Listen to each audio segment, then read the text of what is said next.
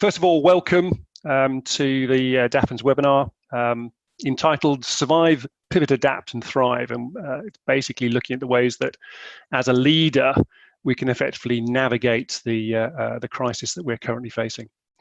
It's going to be an hour. We guarantee that we'll finish by 1 o'clock. Rules of the game, we normally say when we have in-house workshops that effectively first thing we'll do is give you the in-house Wi-Fi password and where there's going to be a fire drill. There are no fire drills today, and we are going to be finishing at 1 o'clock. So the key things from our point of view, we've got a number of people that are coming online with the webinar, and we're going to have some sessions where we're going to be looking at open questions. So you're probably used to using Zoom now after the last few weeks or so, but you'll find a Q&A box if you click on the screen. So when we go to the open questions, if you could ask your questions within the Q&A box, and what we'll do is we will open up the microphone if we feel it's worthwhile doing so. So let's move on. So in terms of the webinar today, we've been running business leader groups, and this is a business leader group webinar. The business leader group has been running for the last 5 years, focusing on 3 main things. So that's working with businesses to develop strategy, helping them build capability for change, and finally implementation. You know, it's great having good ideas, but if you can't actually make them happen, there's little point. So this is a normal business leader group webinar. So it's going to be business leader group members, but we've also, given the topic being so pertinent, we've invited in a lot of contacts and other clients to just partake.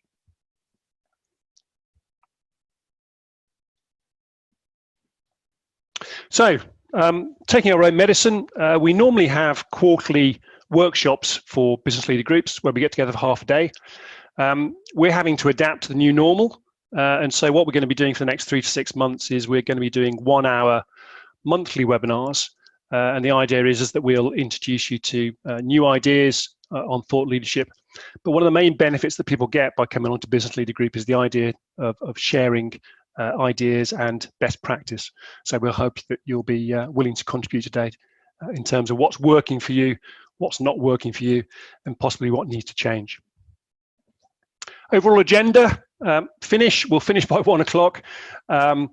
Business leader groups, we give business leader group members access to a growth, learning and development platform, which is cloud-based, which is called Mindshop Online. So we'll talk a little bit for a couple of seconds just as to what developments there have been on the online platform. We're then going to have 2 main sections of the webinar itself. Martin Gibbs is going to be taking you through the roadmap for navigating the crisis to ensure that you've got a successful business, probably a vastly changed business, but a successful business coming out the other side. We'll have an open discussion after that, and then I'll be taking you through what we've identified as what we think are sort of some successful attributes for you being a leader. If you're leading your organization and you try and bring your team with you through this crisis, what are the attributes that you need to build upon?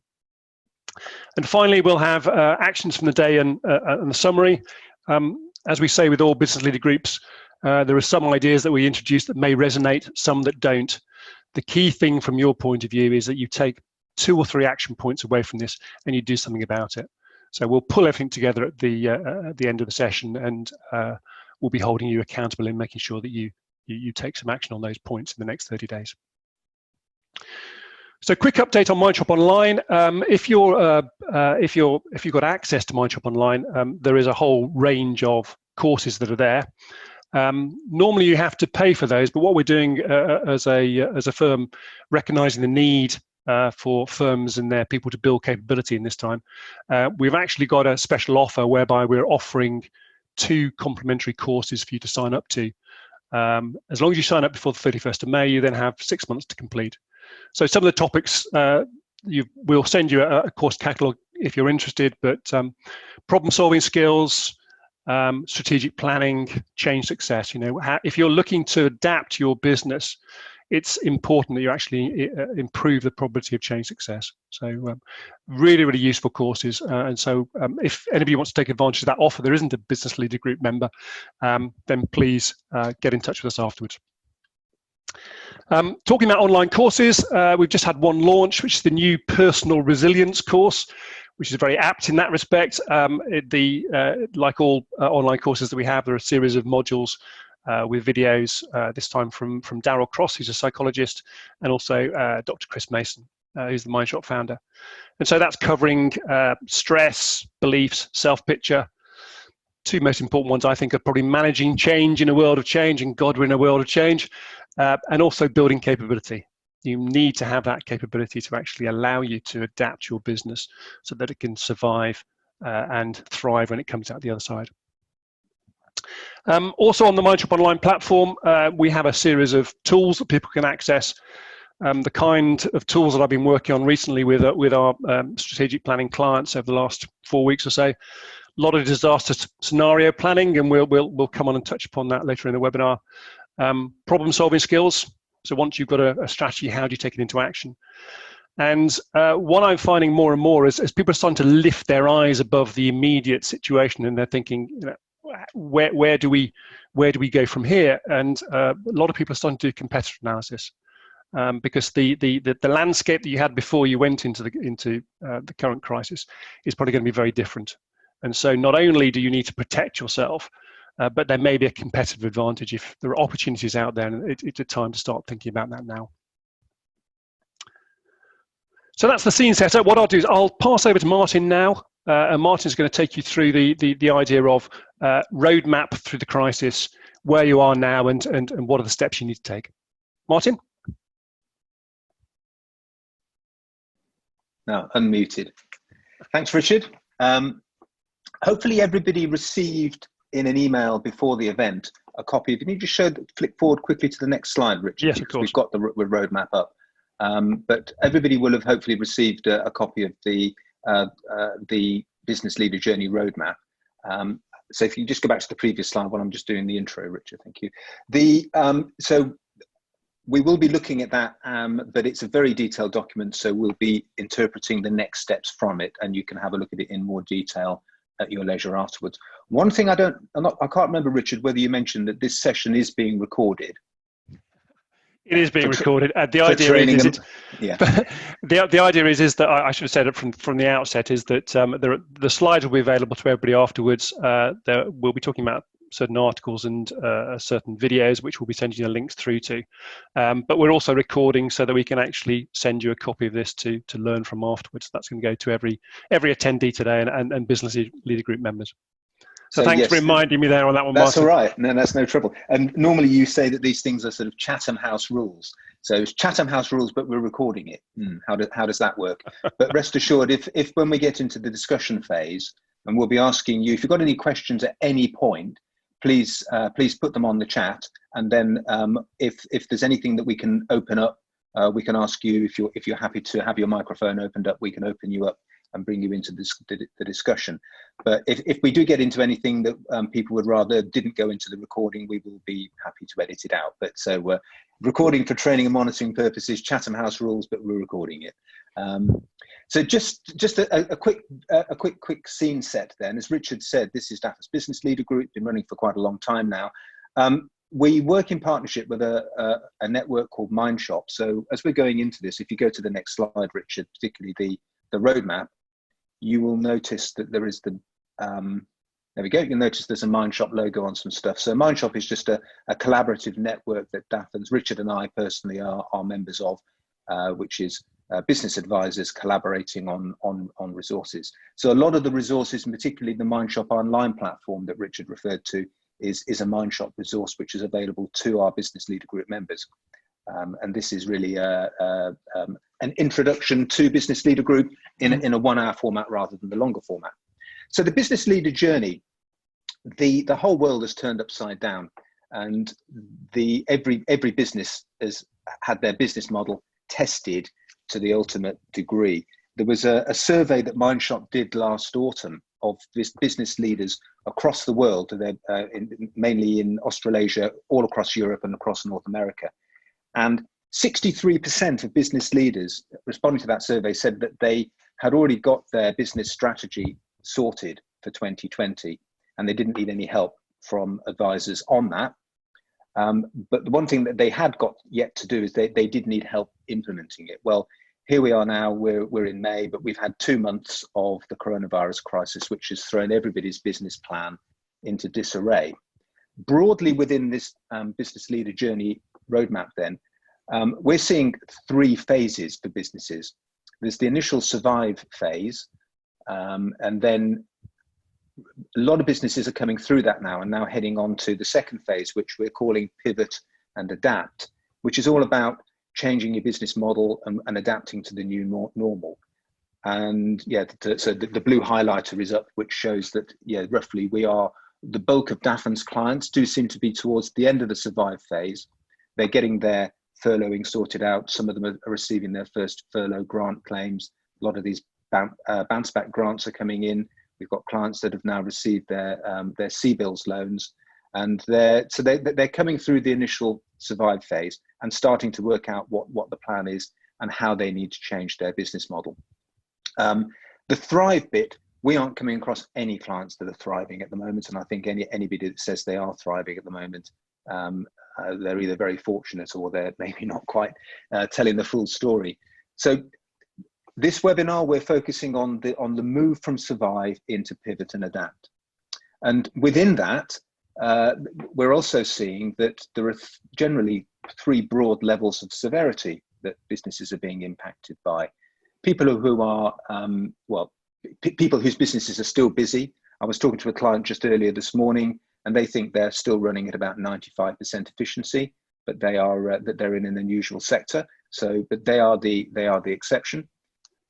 I guess Dafferns is in the sort of the lowish impact, where we've probably seen a 20% reduction in revenue. We won't know until further down the road. We've got 8 of our 40 people on furlough, and that 20% mark is seemingly, from other firms of accountants I've spoken to, it does seem to be the norm, whereas law firms are unfortunately much harder hit. So, you know, Dafferns are probably fortunate we're at the moment in the low impact area, but equally we've got lots of clients which have been massively impacted, particularly if they're in the retail and leisure sectors. So we have 3 phases and 3 levels. And the question really that we're going to be looking at is, where is your business within this? And I don't know if anybody wants to respond on the chat line. Yeah, what phase is your business in, and what level of severity are you experiencing at the moment? This is probably where you've frightened them all off with saying we're recording it. Absolutely. There's something actually I spotted on the BBC website this morning. There's an article, basically it's called Coronavirus, Firms Ready to Restart Within 3 Weeks. However, it's all full of examples of businesses which are needing to adapt. There's an example of a marketing agency that's shutting its office and going virtual. The building firm that's moved to all digital. The restaurant that's become a takeaway, and the factory that's rotating staff, and the high street chain, which is Specsavers, that's introduced remote services. So there's lots of examples of businesses that do need to adapt. Have you got any particular examples amongst your client base, Richard?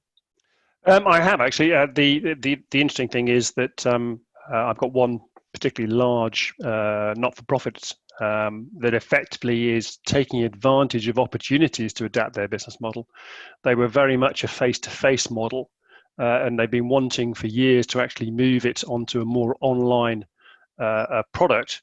And the problem was they were facing resistance from the people that they were dealing with.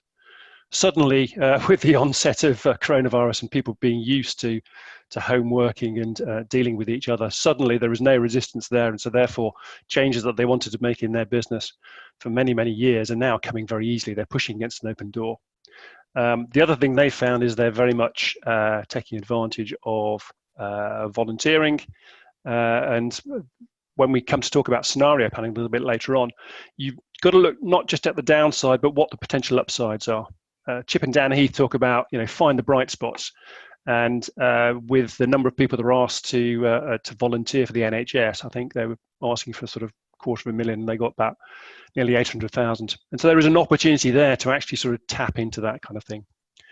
So There's also there are also a number of resources that we've got, free resources on the Dafferns website, Richard. As Yep. you know, there's diagnostic tools that are free to access, which is a great way of people starting to drill into their business, looking at a now, where, how approach. Where is the business now? Where are they looking to get to? Which may be the pivot and adapt phase. Yeah. And how are they going to do it? So the key point with the diagnostics, particularly the growth and profit GPS diagnostic, I don't know whether you've got it there on screen in the background, but it is a great way of setting the scene for a business and examining the start point, and it highlights on a traffic light basis the areas which the business could improve on. And all this, and particularly as well, if there's a big element of change that's coming forward in a business, there's a tool there called Change Success. Do you want to just give a quick? Yeah, we're starting to get some questions flowing through. So right, cool. Okay, just really just getting some feedback as to how other people are coping. I got Christopher Price, RBST. Our experience is similar to Richard's client. We've been forced to operate remotely through Teams, and we carry on doing so post-lockdown. Yep. RBST being the Rare Breed Survival Trust. That's so right. Yes, a indeed. Charity, a local charity, or a national Indeed. charity. Yeah. Indeed. Well, the idea of having a sort of an open session like this was that we could then tailor the next part of the webinar to particular examples. So by all means, do keep on putting stuff in chat or in Q&A, and when we do another open session at the end of the webinar, we will do that. If people want to discuss it confidentially after we've gone past 1:30, we'll be staying online live. So if you want to do that, you can do so. So that sort of deals with the question of excuse me a second. That deals with the sort of question of, whereabouts are you at in the crisis, and depending upon where you think you're at, are you still in survival phase? Are you still, or are you now starting to lift your eyes to think about how do we need to plan for the future, given that we think that the business is going to be secure?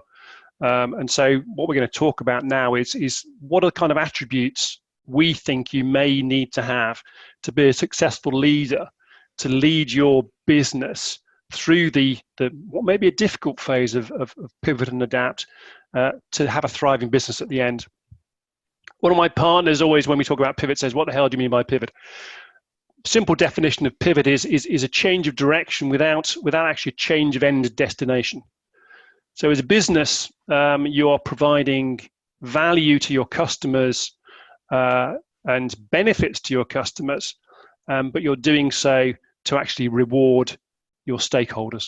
So that destination doesn't change. All we're effectively saying is because of circumstances, you need to take a new strategic direction. So that's what we call a pivot. We often talk about can we persevere as we do, or do we need to pivot? So what we're finding in the next phase is a lot of people are finding that there is a new normal and you'll need to pivot. So 4 attributes we're going to be talking about. So 4 key attributes of leadership through the crisis. Adaptability, we'll come on to talk about. Agility, resilience, God knows we need some resilience. And then lastly is scenario planning. So we think these are the 3 key attributes you're going to need in the short to medium term to actually get you through this crisis and bring your team with you. So let's look at each of those in turn. Charles Darwin, oft misquoted as the survival of the fittest. The actual quote is, it is not the strongest of the species that survives, nor the most intelligent that survives. It is the one that is most adaptable to change. So if you think about that within the context of your business and how it operates, and also the people within it, you've got to be adaptable to change at this particular point in time. So let's look at a little bit more about how we can actually measure adaptability. Normally we do a half-day workshop for business leader groups. We can go into a lot of depth, and we sort of give people information about sort of leading articles and videos and other resources. We won't show you this one, but you've got a link through so you can have a look at it. It's one of the TED Talks which we find very useful, nice sort of short bursts of learning. And this is from a lady called Natalie Fratto, and she says there are 3 ways to measure adaptability.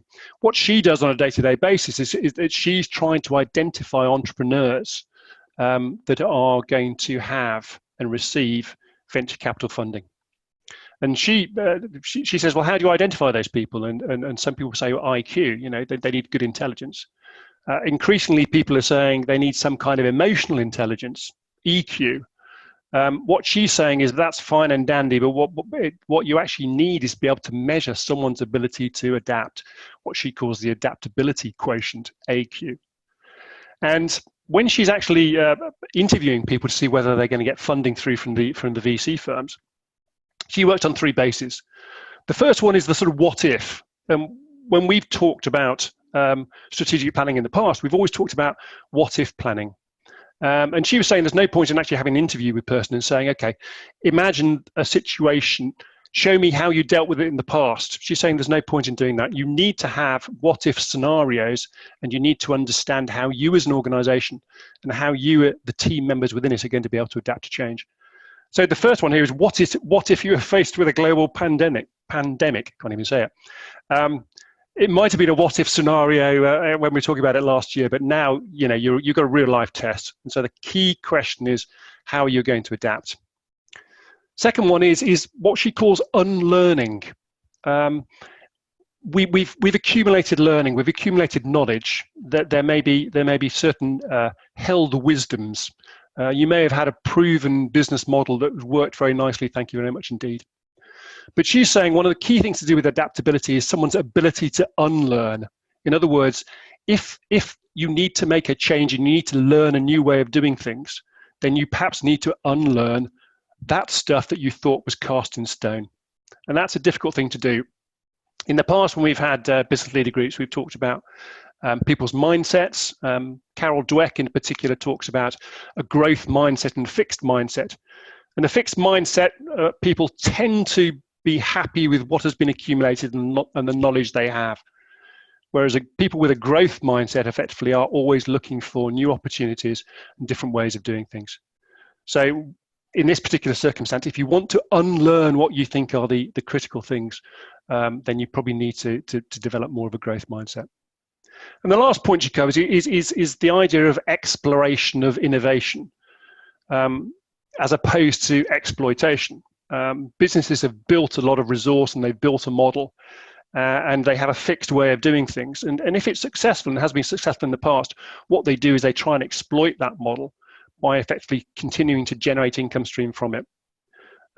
The example that she uses in the video is that the chap that went along to Blockbuster Video in the year 2000 and effectively said, you ought to be thinking about an online model. And at that particular point in time, they were so successful in exploiting the model they had, they didn't actually think it was worth changing. And surprise, surprise, the chap who went to talk to them then went on and founded Netflix. So we've got to look at exploration of new ideas. You've got to look at innovative ways, different ways of actually doing stuff. So those are the sort of 3 measures you need to think about. So if you're facing some barriers as to adaptability within your business, try and think on a scale of 1 to 10, each of those measures, where am I? And based upon where you need to be, what are the actions you need to take to improve your adaptability? Next one is agility. We've talked about agility over the last 5 years, very much a buzzword. What do we mean by agility? Agility effectively is the ability to quickly adapt and successfully adapt, but whilst minimizing risk. And a lot of agile organizations tend to break down silos rather than the idea of a hierarchy within the business where you have command and control. So you've got the management, the leadership team effectively says, this is how we're going to do it, you do it, and then wait until it either goes right or it goes wrong. More agile businesses tend to be less hierarchical and more cross-functional. And a lot of businesses we're working on with agile principles, we're talking very much about people working together in project groups where it's cross-functional and there is no hierarchy there. And they have a fixed timetable in terms of continually producing adaptations and increments of product. Now, there's a seminal article here from McKinsey's, and we've got the link there to the Harvard Business Review where it appears, and it came up with what the research they did. It came up with what seemed to be counterintuitive to some. In the article was called "Agility Rhymes with Stability," and not only do you need dynamic capability, so the ability to build new capabilities quickly to be agile, but you also need a stable backbone, and that was seemed to be the counterintuitive part. But that's been proven by their research.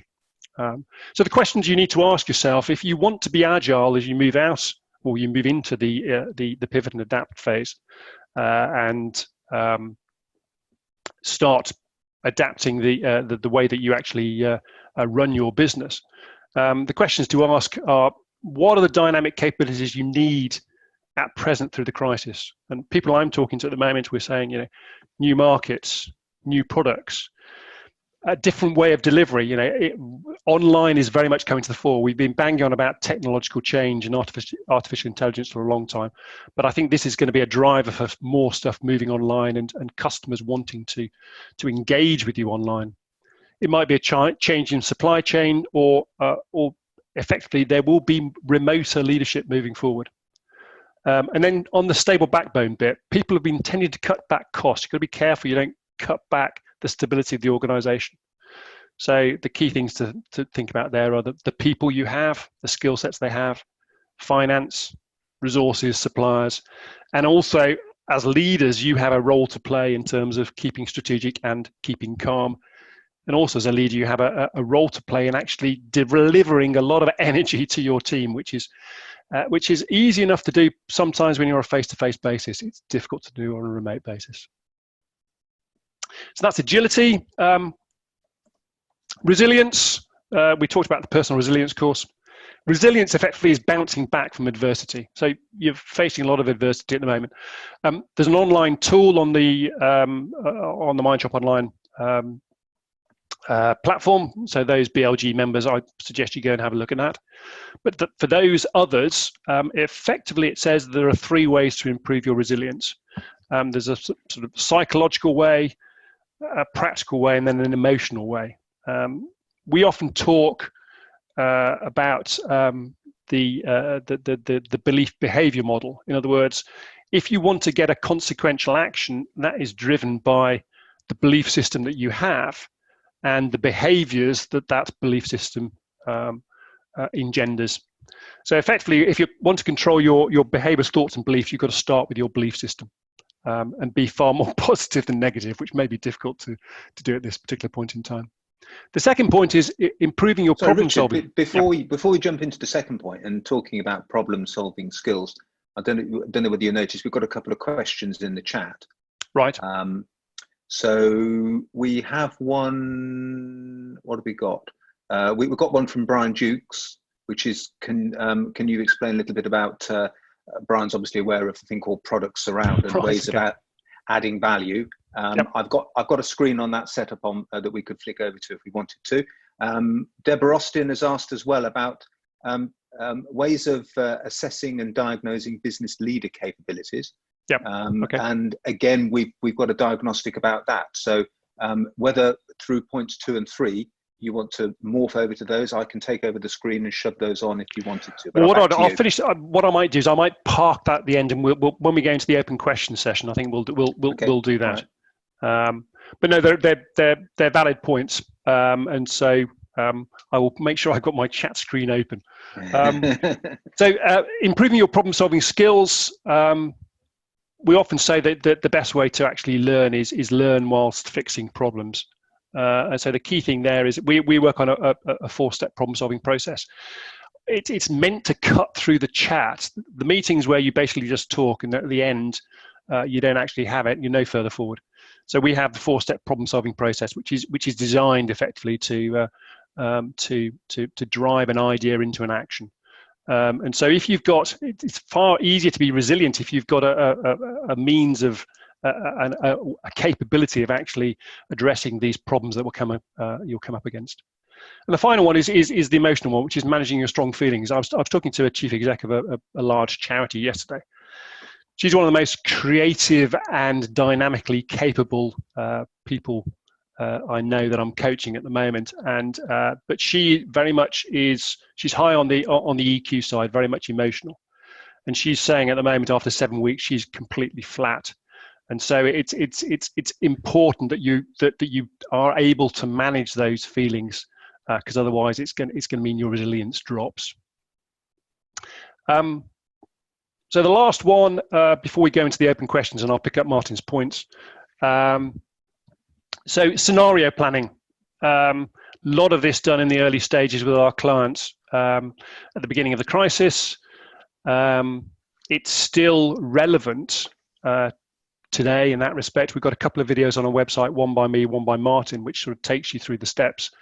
But we always work on a now, where, how basis. It's very, very easy sometimes to just jump into fix-it mode. And it's important that you actually do a little bit of a now analysis and probably some more where analysis. In terms of how much time to spend on each, we're saying currently about 20% on the now, 20% on the where, and then 6% on the how. So the now, to a certain extent, is just understanding the real challenges you're facing and looking at it calmly in that respect. And as I said before, some of that, it may be concerns for your business, but some of that might be potential opportunities. And when we were talking about competitive advantage before, the real thing there is what's the upside? What are the bright spots for you? If you want to take advantage of something in the way that it's changed before your competitors, what are you going to do about it? The where, it's a bit of what if. So we're suggesting, and Martin alluded to it in the roadmap, that you need to work out sort of 3 different levels in terms of your scenario planning. So low severity, medium severity, high severity, and on the basis of how that impacts upon your business, what are the actions you are then going to take? And in some respects, it's a question of knowing when you might move from low to medium to high. What are the trigger points? And one of the things that we're thinking about here is that if you've done some scenario planning, that might have been purely for the survival phase. You might need to revisit this as a tool as you start to emerge, because there are going to be other things and other impacts. And then the how, which is the plan. So for each of those scenarios, what are you going to do? What is the plan? What is the risk? The other area is, where can we remove costs? Talking to a lot of people, they're saying that the models they had were inefficient, but they didn't have the driver for change. This is a driver for change. So if you want to look at your model again, you've got to say, to improve our profitability, we need to have a look at waste and efficiency within the organization. And then where are the growth opportunities? So those are the sort of 4 areas. So I'm going to open it out to, I'll have Martin, who seems to be reading the chat and the Q&A box better than I am at the moment. So do you want to go through some questions? And I'm quite happy to sort of show people other bits and pieces. So we can always start with the questions that we've already got around. Yeah, well, we've got Brian. Sorry, you were about to say something. No, you carry on. Okay, no, we've got Brian's question on product surround. Okay. If I share my screen. Yep, sure. Because we have, and share, and hopefully go to Safari. Here we go. So this is a blog article that you wrote back in 2018, Richard, that's on the Dafferns website. Still relevant. Which you're talking all about products around. And do you want to just give a brief overview of that? Yes. I think it's really quite pertinent to businesses that are looking to focus on, if they're looking to pivot and adapt their business model, there's certain things they need to focus on more than others. Yeah, I think that the idea of the products around is that if you're providing a product or a service, that you have both what we call the core product, and then we have what we call the products around. And in most cases, the core product is normally about 80% of the costs, the sort of operational side of delivering it, and the product itself, but only 20% of the impact. In other words, the benefit that the client, the customer gets from that is only sort of 20%. So if you take, for example, accountants, our core product might be, we do audits, we do preparation of accounts, we do tax returns and the like. So a lot of our cost is actually in producing that, but the value lies within the products around, and the products around are the issues or the benefits that your services or your product can bring. And so, for example, if we take, for example, a gym's a gym, but you may say to yourself, what are the issues that are facing a user of a gym? The question is that, well, I don't want to sign up for an annual amount. I only want to dip in and dip out, pay as you go. Your memory is very good, because this is the example in the blog article, Richard. It's a thing called Jet's Gym in America, isn't it? But, yeah. And so the question then is that you want to appeal to families, so therefore you don't want these sort of these huge hunks wandering around frightening other people off. You want the ability, should you be moving around, to go to any gym within that chain and all that kind of stuff. So often what it starts with is to say, okay, what are the benefits, or what are the needs of my actual customer by me providing this service, and what are the kind of things they're looking for that I might be able to adapt. And what we're saying then is that it may not cost you much. It might be just pivoting your model, but if it produces more impact in terms of the reception of that service, and it actually hits the mark more than just the pure core product service. There was another question that was there about business leader capability, and there's a new diagnostic that we've got on the website. That's the growth and profit one. It must be one of the others then. Here we go. There's a new diagnostic on the website, on the Dafferns website. Again, it's free to use, which basically is just part of examining the start point for capability. Yep. Where are you as a business leader now, and where is your business now? And it works alongside the growth and profit diagnostic, which I was talking about earlier, which is really, I think, step one in any business planning. So as you're looking to, your business is coming out of the initial survival planning mode and looking to see how you're going to adapt, step one is looking at the now, assessing the strengths and weaknesses of the business today, looking at the strengths and weaknesses of the business leaders today, and then evolving on from that. So thanks for the prompt. I think it was Debbie that asked about that. But yes, just to highlight, these resources are all on the Dafferns website, and they're free to access, and we'll make sure that you've got the links to them all. Yeah, I think I'd like to emphasise, Martin, that spending a little bit of time on the now and the where, particularly the where. If you don't have an idea of where your organisation needs to head, or where it may head, if you're looking at scenario planning, all you're going to be doing is just reacting to those things that create the most noise, or just jumping into the immediate problems in terms of fix-it mode. You need a direction of travel, and more if you want to get your team engaged and aligned, you need a view that they can buy into. Okay. And the other thing I was just going to mention, just to close off, you mentioned that the scenario planning videos that we'd done. Yep. Again, there's a link it's a blog article on the Dafferns website to a video that I think I did about 2 weeks ago. It's only 4 minutes long, but it runs you through its elements of what we've been talking today with the roadmap, but it runs you through some of the scenarios, and also highlights a number of the tools that we've got available to help you drill into your business and try and work out where to go next. Yep. So if I unshare now, Richard, and hopefully that's great, and I'll come straight back to you. Hopefully. Right here, and I will make sure I share again. Make sure I pick up the right one. There we go.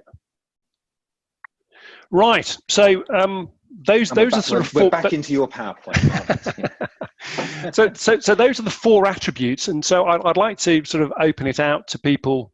One of the things that we always focus on these kind of things is that there isn't learning for learning's sake is not what we're aiming for. What we're saying is that what is it that you've picked up upon today, or particularly on that attributes session. So we talked to a bit adaptability, agility. We talked through scenario planning. We talked about resilience. So if you look at yourself and you look at your team, and as it moves towards the next phase of actually adapting to the new normal, what are the attributes that you individually are going to think you or your team need to focus on? So I'll rely upon Martin to be watching the Q&A and the chat box. So if anybody's got any comments, please contribute. But I mean, certainly if we look at a couple of the war stories we've got with our client base, Richard, there's a client of mine. I won't name them. Well, I think I probably can name them because they were on Channel 4 News the other day. They're a Coventry company called Stager Clear Packaging, based out near the Ricoh Arena on the other side of Coventry, and they are a company that manufactures clear plastic packaging. Their business was obviously with the shift away from plastic packaging. Their business was looking to find a new direction, and they found a massive new direction where they've moved over to making PPE, and rather than plastic packaging, they're using recycled British plastic to make face visors for the NHS. And that side of the business, at the moment, that is virtually what they're doing. And they think that when the new normal arrives, they will have a substantial part of their business from here on will be manufacturing PPE. Now, obviously, that's quite a bespoke example in the current crisis. But I know on one of your clients, you've seen how they've been looking to. Yeah, I mean, one of the things I think we've found is that those people, particularly that have been building on their capability over the last couple of years or so, they're in a good position because their mindset is in the right place, and they've got the capability and the way of doing things to react quickly to the change. Now, it's not too late in that respect. I mean, I think the key thing is that you actually take some time to work with your team in terms of what the what if looks like. Often when we do the kind of planning on a one-to-one basis with clients, we often say, there's no point in brainstorming. Brainstorming is just trying to find solutions. Before you do that, you need to do what we call some question storming. And one of the books that I always recommend to people to read is a book by a chap called Warren Berger, which is A More Beautiful Question. And he says that the questioning technique, there are three questions to ask, which is the why, which is, I suppose, the challenging the normal, the question of unlearning, so just being open and honest to challenge stuff. So ask the why. It then goes into the what if. What if this happened? What if that happened? Both positive and negative. But then the last one is the how might we. So if you've actually identified certain scenarios for what if, so how might we as an organization, which is a very inclusive way of dealing with it rather than how should we. It's how might we as an organisation pull together and do that. Something else just to pick up on, Richard, which is relevant to this, is the whole concept of change success. Yep. Because you were saying, you made the really good point, which is the clients that we've been working with on the strategy side that maybe during 2018 and 2019 spent the time working through the change success diagnostic. Yeah. They have set, as you said, the foundations that have put them in a stronger position to be able to work out where their business needs to go now. They'd effectively done the homework in advance. Yeah, I mean, if I sort of dip into that a little bit more, is that change success? There's some research done probably about 3 years ago, which is looking at the probability of change success, and what it effectively says is that on average, you have a sort of 1 in 3 chance of when you start something with an intention to finishing it, that it's actually going to be successful. What we call sort of trial and error approach. And so what we say is that if you're looking to change, and that change probably now is far more important than it was going to be previously. So if you want to change, there are 3 basic areas that you can look at, because what we're saying is if you're going to put time, effort, resources, emotional input into change, then it's important that you actually increase the probability of change success. So the 3 areas are that we look at with clients are readiness. Is the organization and the people ready for change? Second one is capability. Do the people have the capability? Does the organization have the capability and the way of achieving it? And then the last one is beliefs. Which are I don't want to be spending the whole time talking about diagnostic tools, but there is a change success diagnostic. The research shows that most businesses only have a 30% chance of implementing any form of change at the start, and it's all the diagnostic is all about beating that 30%. So you go through the diagnostic, it looks at the three areas and assesses your current level of readiness, and then you can drill into the things that you can do to boost your scores. Exactly. It's basic gap analysis. So you score yourself now, and then effectively you then take a very tailored approach to say if there are areas where we're not so good, let's at least try and work on those to plug the gaps so that we increase our probability of change success. We've got a few more questions for you, Richard, then, or for me, but I will pass you the hospital pass sideways. We have another question from Christopher Price. What's the difference between unlearning and learning something new? I think the concept of unlearning is, I suppose, a mindset one. It isn't necessarily learning something new. What it's saying, it's the ability to let go of what you thought were held wisdoms that may stop you from actually taking on new knowledge. So it's more of a mindset thing to a certain extent. I know my brain to a certain extent gets very, very full of things. So I'd like to unlearn a lot of stuff that's in there, or at least what do they talk about, pensives in sort of Harry Potter and stuff like that. But no, I think it's a good question. It's more to do with mindset of people to say that I'm prepared to unlearn stuff. Because if there are held wisdoms, or there is a fixed way of doing things, and that's the only way that's going to work. So it's a question of saying, if you're prepared to take a bit like a growth mindset that Carol Dweck talks about, if you're prepared to unlearn something, it means that probably you're going to be more open to learning new stuff. So just looking down the questions, we've got a few minutes, so we can probably have a look at a couple more. Brian Dukes, who we have to say is one of our partners, has asked the question: is it possible to teach yourself to have greater resilience, or is it something that is innate? Sorry, that's a very Brian question, and I think it may be innate to a certain extent. It might be within your makeup. A lot of it's to do with beliefs. I suppose the easiest thing to do is if you're wondering about your own personal resilience and that of your team. There are the tools in the Mindshop Online toolbox, or the personal resilience tool is personal resilience course that has just been launched, does look at both the psychological and the practical and pragmatic ways of actually improving your resilience. I see a question coming from Emily. Sorry, I was going to say that leads straight into the question from Emily. Yeah, you've got the segue there. Emily, so she's saying, are you offering access to your training catalog to free modules to any business? The answer to that is yes. To any business, to any person within that business, and they don't have to be within that business. We believe it's really, really important to get knowledge and capability out there to make sure that people are best placed to move into this pivot, adapt, and thrive, and ultimately thrive stage. So you'll have to choose. There are 18 courses currently. There's actually another one coming out, I think, in the next month, which, surprise, surprise, is Pivot and Adapt as a course.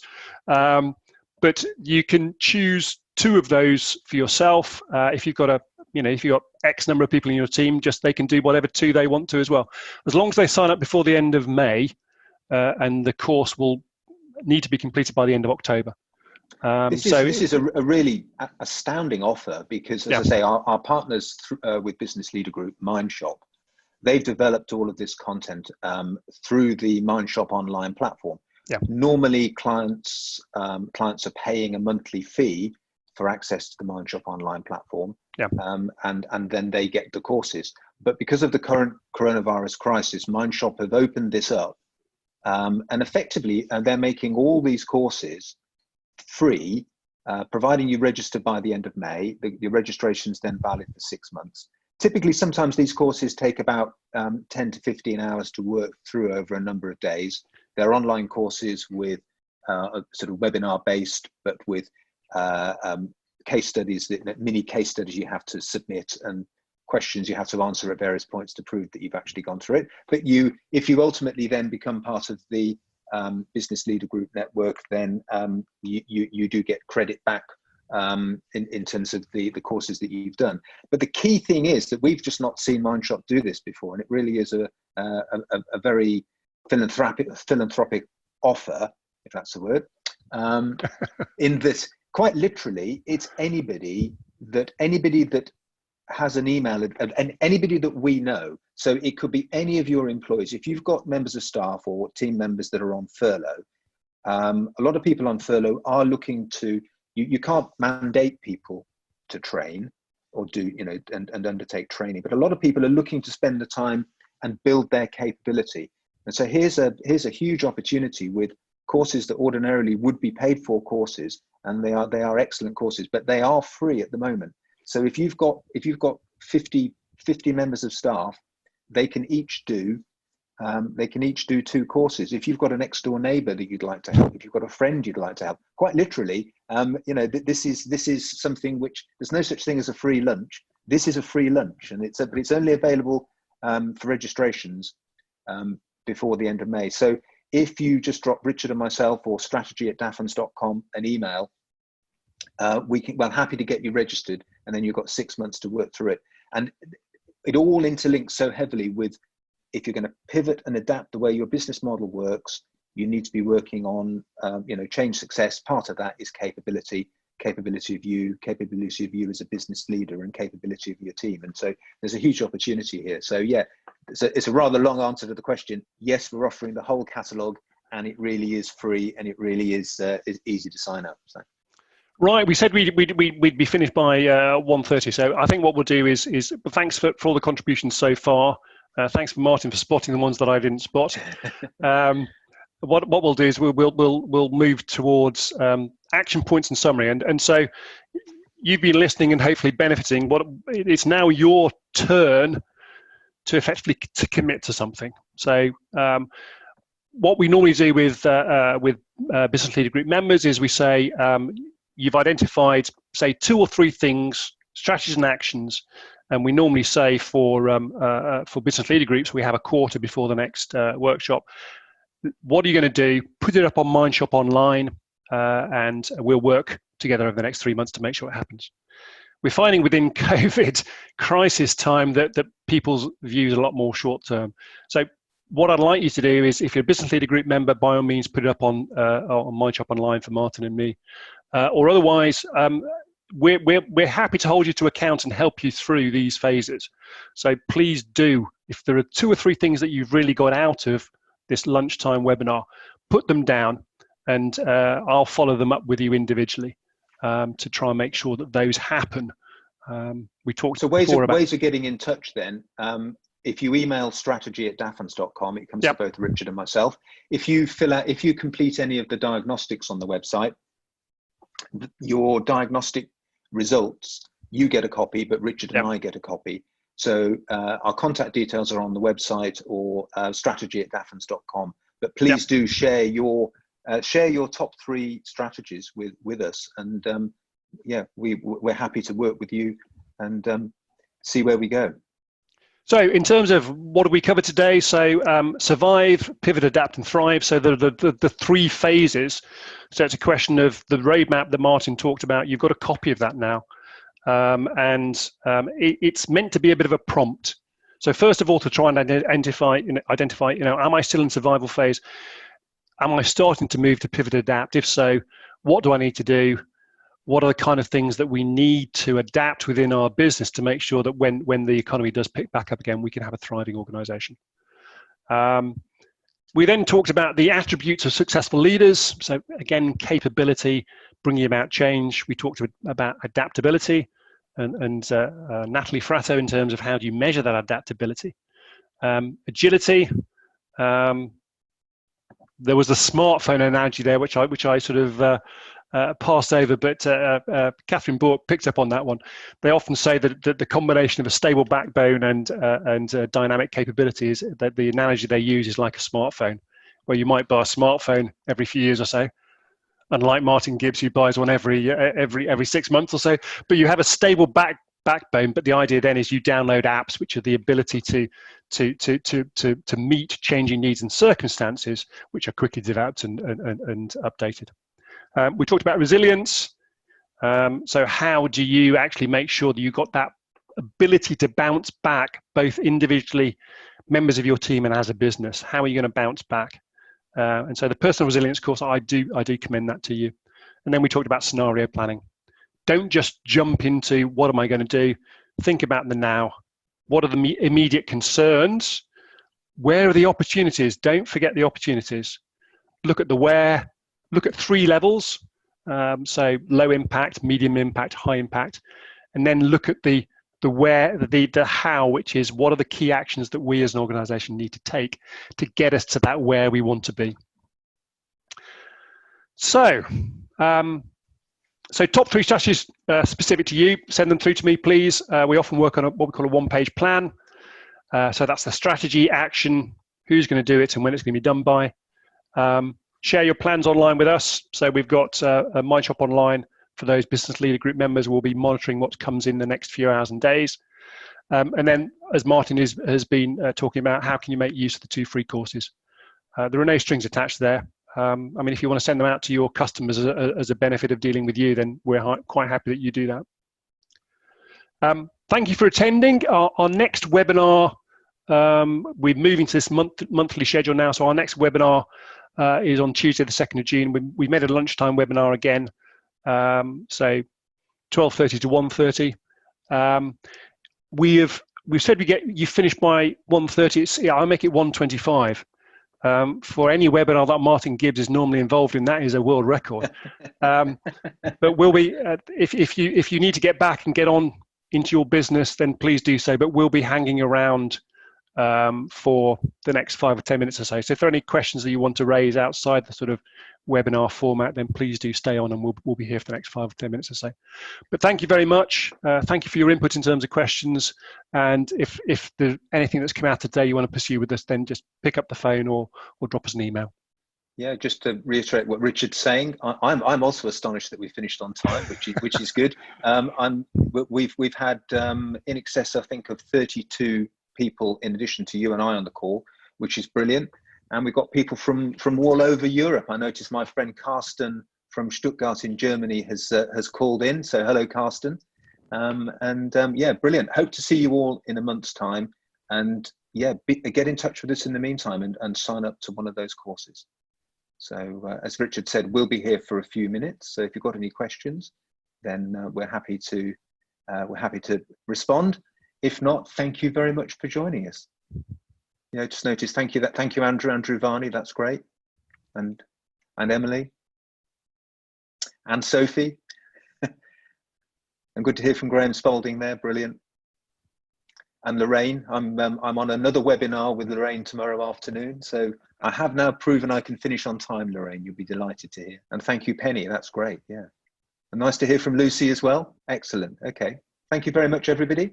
We got a hand up from Lorraine. I don't know. Do you want to take that one, Martin? In terms of thumbs up for finishing on time. That's what it was. Yes, there we go. It's not a hand up. It's a thumbs up. Yeah. It's a celebration. It's rather nice. I think I don't know whether the people who are hanging back are waiting for everybody else to leave the virtual room, or yeah. Well, we've still got 15 people online. Or just feel free to get in touch by email, strategy@dafferns.com.